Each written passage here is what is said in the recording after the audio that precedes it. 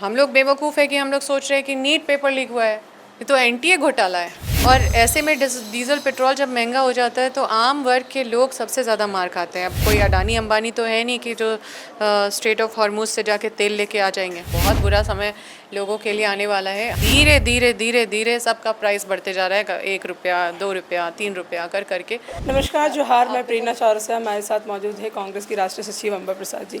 अम्बा जी, जिस तरीके से 10 दिनों में चौथी बार पेट्रोल और डीजल के दाम बढ़े हैं, क्या कुछ कहेंगे इस पर? देखिए, इसमें आम वर्ग के लोग बहुत ज़्यादा परेशान हैं। किसान वर्ग के लोग बहुत त्रस्त हैं। और मतलब हर चीज़ का दाम लगभग बढ़ रहा है। ठीक है, डीज़ल पेट्रोल तो बहुत ही महत्वपूर्ण चीज़ होता है ना। ट्रांसपोर्टेशन होता है, गुड्स कमोडिटीज़ इधर से उधर होते हैं। किसान का पानी पटाना से लेकर हर चीज़, हर एक चीज़ में डीज़ल पेट्रोल का यूज़ है। और ऐसे में डीज़ल पेट्रोल जब महंगा हो जाता है तो आम वर्ग के लोग सबसे ज़्यादा मार खाते हैं। अब कोई अडानी अंबानी तो है नहीं कि जो स्ट्रेट ऑफ हॉर्मुज से जाके तेल लेके आ जाएंगे। उन लोगों को तो कोई दिक्कत नहीं है। दिक्कत तो हमारे देश में आम लोगों को हो रहा है, बनिया क्लास के लोग को हो रहा है, जो व्यवसाय वर्ग के लोग हैं उनको हो रहा है, सबको हो रहा है।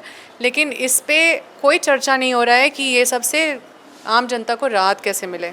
उल्टा बोला जा रहा है, आप ये मत खरीदे, वो मत खरीदे, ये ना करे, वो ना करे, ताकि आप मतलब आप अपना कंप्लेन ना करें, आप अपना शांति से घर में रहें, क्योंकि आपको मना कर दिया गया है। फिर तो आपको लेना ही है, क्योंकि ज़रूरत तो है, ज़रूरत तो पड़ेगी, आप लोगे, क्योंकि हमारा परंपरा है, हमारा जो सामाजिक जीवन है, जो आर्थिक व्यवस्था है, इसमें तो चलना ही पड़ता है आदमी को। कौन आ रहा है पैसा देने और पेट भरने, आपका रोटी खिलाने के लिए कौन आ रहा है? तो इन सब चीज़ों के से जूझने के लिए इंसान तो आगे बढ़ेगा, और जब बढ़ेगा तो उसकी पीड़ा होगी तो वो दो चार व्यथा तो अपना बोलेगा। तो ये सारा प्रोपेगेंडा बस यही है कि आप व्यथा ही ना बोल पाएँ, आप घर पे ही रहें, सूखा रोटी खाओ, कुछ मत करो जब तक ये है वो है। मतलब ये सारा प्रोपेगेंडा। चुनाव के बाद ये होना ही था। हम लोगों को हमारे लीडर ने भी बताया, राहुल गांधी जी ने, कि चुनाव के बाद बहुत बुरा समय लोगों के लिए आने वाला है। आम लोग बहुत त्रस्त होने वाले हैं, बहुत ज़्यादा प्राइस में हाइक करेगा। धीरे धीरे धीरे धीरे सबका प्राइस बढ़ते जा रहा है, 1 रुपया, 2 रुपया, 3 रुपया कर करके बस ये ऊपर ही जा रहा है। कोई जनता के लिए क्या रिलीफ है, कोई उस पर चर्चा नहीं है। कैसे आने वाले समय में कैसे इससे जूझा जाएगा, कैसे इससे निपटारा हो। और स्टूडेंट का तो आप देख ही रहे हैं कि क्या हालत है। अभी नीट पेपर लीक हुआ, पिछले बार भी हुआ, उससे पिछले बार भी हुआ, उससे पिछले बार भी हुआ। 2000 से लेकर अभी तक 2026 तक जितने भी लगभग नीट के एग्ज़ाम हुए, सब में पेपर लीक हुआ। और जो एजेंसी करा रहा है उसके पदाधिकारी पे किसी पे आज तक कोई कार्रवाई नहीं हुआ। कोई शिक्षा मंत्रालय पे कोई कार्रवाई नहीं हुआ। मतलब ये लोग नीट का एग्ज़ाम नहीं करवा रहे, दलाल लोग करा रहे हैं, तो दलाल लोग पे ही कार्रवाई हो रहा है। तो इस तरह का जांच हो रहा है। और हम लोग बेवकूफ़ है कि हम लोग सोच रहे हैं कि नीट पेपर लीक हुआ है, ये तो एनटीए घोटाला है।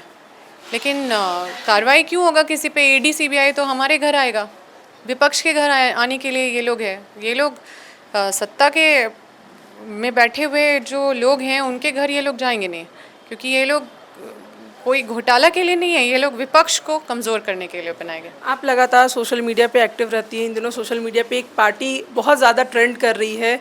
फॉलोअर्स जो है उसके बीजेपी और कांग्रेस दोनों से ज़्यादा हो चुके हैं। उस पार्टी को लेकर के क्या कहेंगी? देखिए, इस पार्टी को सभी मतलब अप्रिशिएट कर रहे हैं, लगभग जो जो ग्रस्त है सिस्टम से। देखिए, हम लोग जनप्रतिनिधि होने के बाद भी हम लोग ग्रस्त है सिस्टम से। ऐसा नहीं है कि हम लोग नहीं संघर्ष कर रहे हैं, हम लोग नहीं मार खा रहे हैं, हम लोग नहीं झेल रहे हैं। हम लोग भी झेल रहे हैं। और सब लोग कान में तेल डाल के ऐसे सोए हुए हैं, जैसे जैसे वो चाहेंगे वैसे चलता रहेगा।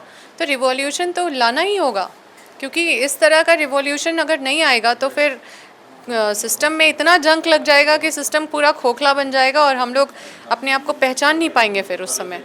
तो मुझे खुशी है इस बात की कि एक रिवॉल्यूशन हमारे देश में आया। हमारा देश में अगर इस तरह की चीज़ हो रही है तो एक इंडियन होने के नाते, इंडियन सिटीज़न होने के नाते हमें बहुत अच्छा महसूस हो रहा है। क्या कांग्रेस, झारखंड कांग्रेस में सब कुछ ठीक चल रहा है? क्योंकि नई कमेटी के गठन के बाद जो है वो कई तरह के विरोध सामने देखिए, दिख रहे कभी हैं। भी कुछ होता है तो कुछ ना कुछ तो होता ही है विरोध। अब ऐसा नहीं है कि हमारे प्रभारी या हमारे कांग्रेस के पदाधिकारी उनको रेक्टिफाई नहीं करेंगे। अगर कहीं पे कुछ हुआ है, कुछ छूट गए हैं, तो उनको बिल्कुल एकोमोडेट करना चाहिए। ये तो जेन्युइन है और हम भी ये बात किए हैं कि कुछ लोग छूटे हैं, तो हमें भी आश्वस्त किया गया है कि हमें बताना। हम अभी थोड़ा हमारा जब मीटिंग होगा तो फिर उन सब चीज़ों को रखा जाएगा, सब कुछ रेक्टिफाई होगा, सब चीज़ ठीक किया जाएगा। ये कोई ऐसा कोई फरमान नहीं निकल गया है कि एकदम पूरा एकदम जैसे है वैसे रहेगा।